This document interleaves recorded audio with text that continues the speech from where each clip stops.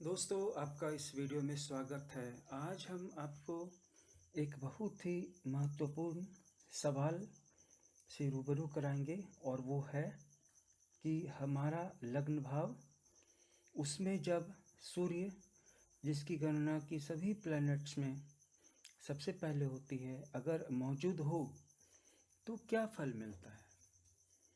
तो जब हमारे लग्न स्थान में सूर्य हो, मान लीजिए कि किसी जातक के लग्न स्थान में सूर्य है, तो उसका रूप बहुत विचित्र होगा।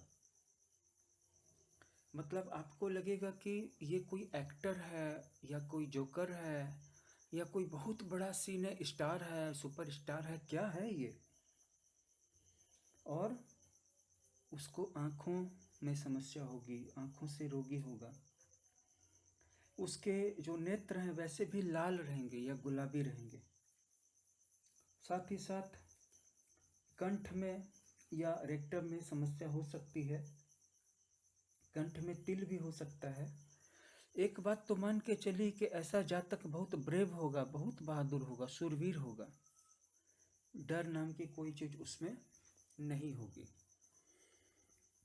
तो इन सारे सिम्टम्स से आप पहचान सकते हैं कि अगर किसी की जन्म कुंडली में सूर्य है और उसकी कुंडली सही है, तो क्या सच में उसकी कुंडली अगर सही है, इसको जानने का एकमात्र तरीका ये है कि वो नीडर है या डरपोक है। अगर डरपोक है तो उसकी वो कुंडली गलत है। सिर्फ शूरवीर ही नहीं होता है, फॉरगिविंग भी होता है, क्षमा भी कर देता है, क्षमा करने के लिए भी तैयार रहता है। मतलब सोच लीजिए कि अपने आप को राजा समझता है, सजा देने में और माफ़ी देने में आगे ही रहता है, घृणा रहित रहता है, कोई इसको हेट करने के लिए बाध्य नहीं कर सकता। ऐसे बहुत सारे नार्सिसिस्ट या टॉक्सिक पीपल आपने देखे होंगे। आप उनसे प्रेम भी करेंगे तो वो आपसे घृणा करेंगे ही करेंगे, और वो आपको अपने लेवल तक ड्रैग करके ही मानेंगे। तो ये व्यक्ति घृणा रहित होता है, क्योंकि सूर्य एक महान ग्रह है। ज्योतिष की भाषा में ग्रह का मतलब आपको मैं पहले भी बता चुका हूँ कि सूर्य ग्रह नहीं है। तो ये कुशाग्र बुद्धि भी होता है, उदार प्रकृति होता है। मतलब कोई कुछ मांगे तो दे देगा, ज़्यादा नहीं सोचेगा, हाँ तुम ले लो इसे। कुशाग्र बुद्धि होता है, मतलब अगर इसको कोई सवाल दिया गया है और उस सवाल का जवाब अभी इसने देना शुरू ही किया है कि तब तक कोई दूसरा सवाल पूछ ले और इसी बीच में कोई तीसरा सवाल आ जाए, एक साथ बोलना शुरू करेगा और तीनों का जवाब वो देगा और कहीं पर भी नहीं रुकेगा। साहसी होता है, ब्रेव में साहसी भी आ जाता है, यानी कि करेजियस होता है। ब्रेव का मतलब है कि किसी से भी लड़ जाएगा, डरेगा नहीं किसी से भी, जानवर शेर के सामने भी चला जाएगा।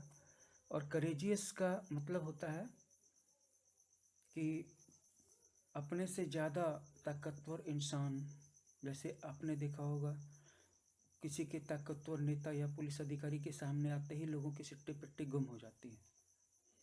इसमें बहुत करेज होगा, ये किसी का भी सामना कर सकेगा। और आत्मसम्मानी होगा। आत्मसम्मानी का मतलब है कि जहाँ इसको बुलावा नहीं मिलेगा, निमंत्रण नहीं मिलेगा, वहाँ नहीं जाएगा। और ज़रूरत पड़ने पर, जैसे कि अगर किसी ने इसको निमंत्रण नहीं दिया तो बदले में यह उसके प्रति निर्दयी हो सकता है।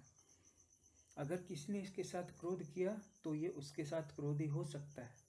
अगर किसी ने इसके साथ मूर्खता की या कि कोई इसके साथ उल्टी चाल चला तो ये उसके साथ ज़्यादा मूर्ख और ज़्यादा सनकी होकर के दिखा सकता है।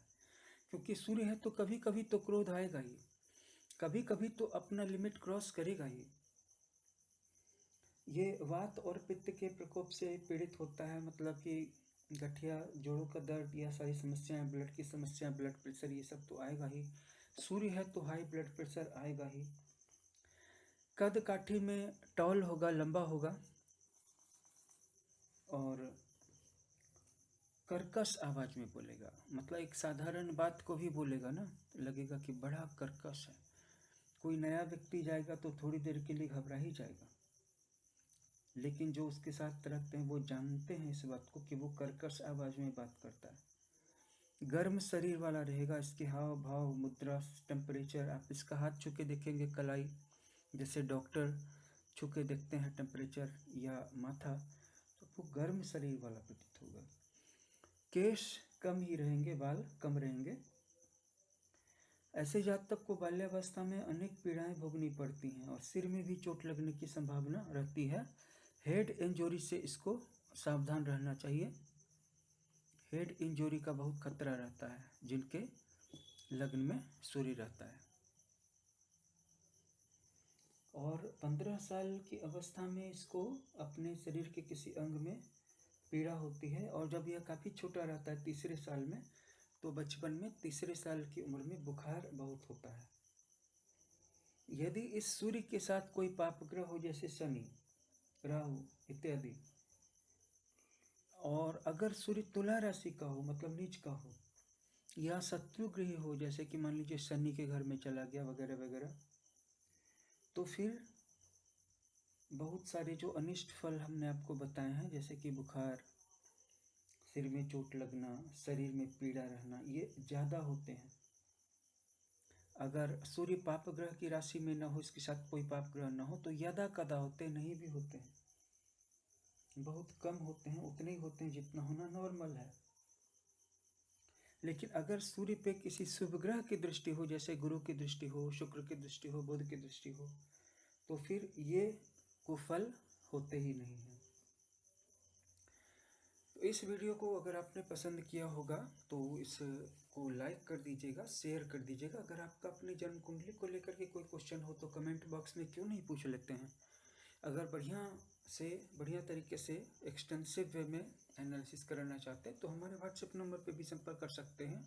एक नॉमिनल चार्जेज ली जाती है जो एडवांस में पेएबल होती है, 500 रुपये से स्टार्ट होती है। अगर आप बड़े ढंग से कुंडली की एनालिसिस कराना चाहते हैं, पूरी विस्तृत कुंडली, तो 1100 और 2100 रुपये में भी करवा सकते हैं। 2100 रुपये के पैकेज में आपकी फेस रीडिंग और आपकी हस्तरेखा की रीडिंग भी शामिल है।